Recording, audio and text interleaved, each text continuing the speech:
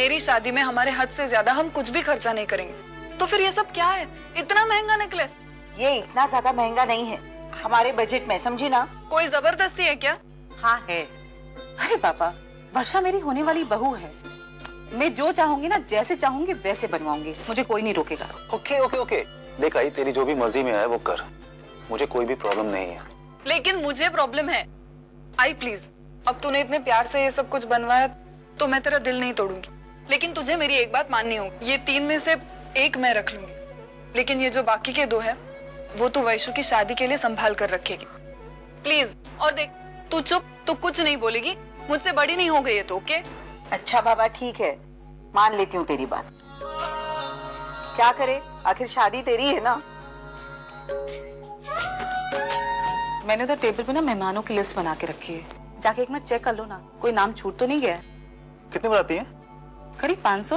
आई, एक बार वर्षा के आई बाबा से पूछ लेते, मतलब वो इतने लोगों का खर्च। मुझे पता है वो फाइनेंशियली इतने स्ट्रांग नहीं है, हो सकता है इतना खर्चा वो बेयर ना कर पाए, लेकिन बेटा तू मेरा इकलौता बेटा है, ये इस घर का पहला और आखिरी फंक्शन है, तो ऑब्वियसली मैं कोई कॉम्प्रोमाइज नहीं करूंगी। ये भी कर सकते हैं कि हम खर्चा मिल बांट के कर लें, लेकिन मेहमान उतने ही होंगे, उससे कम नहीं।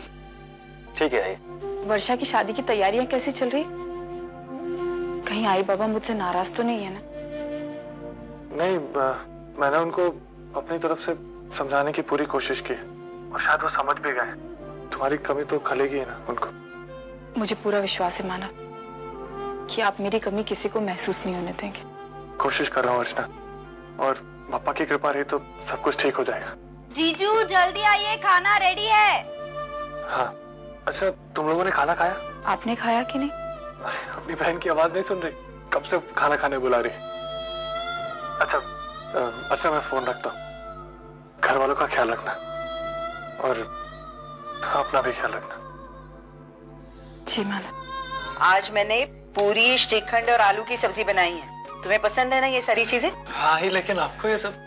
अर्चू ने बताया था और तभी मैंने तय किया था कि जब भी तुम खाना खाने के लिए आओगे, ये सारी चीजें मैं अपने हाथों से बनाकर तुम्हें खिलाऊंगी। अर्चना, होय बाहर।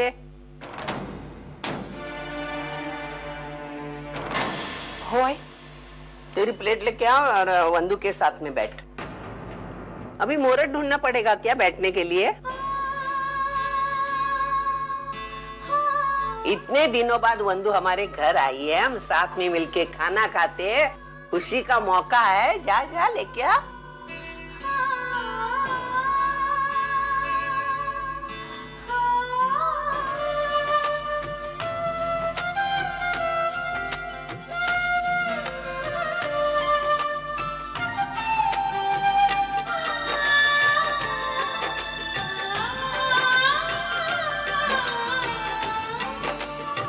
कुछ ही दिनों में श्रावणी की गोद भराई होने वाली है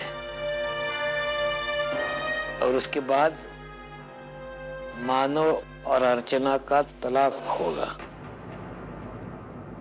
आज अचानक तेरा अर्चना के साथ बर्ताव बदल कैसे गया?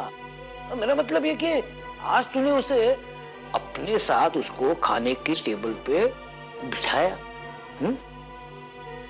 ये बात कुछ हजम नहीं हो रही है मुझसे। आपको मेरी कौन सी बात हजम होती है? न बुरी बात हजम होती है, न अच्छी बात हजम होती है। जो लड़की मेरी बेटी के साथ इतना अच्छा बर्ताव करती है, उसके साथ मैं बुरा बर्ताव कर सकती हूँ? मैं मुंहफट जरूर हूँ, गुस्सेल हूँ, लेकिन मुझ में भी इंसानियत है। उसके 22 दिन बचे हैं। उस 22 दिनों में मैं उसके साथ ऐसा बर्ताव करूंगी जैसे मैं मेरे वंदू के साथ करती हूँ।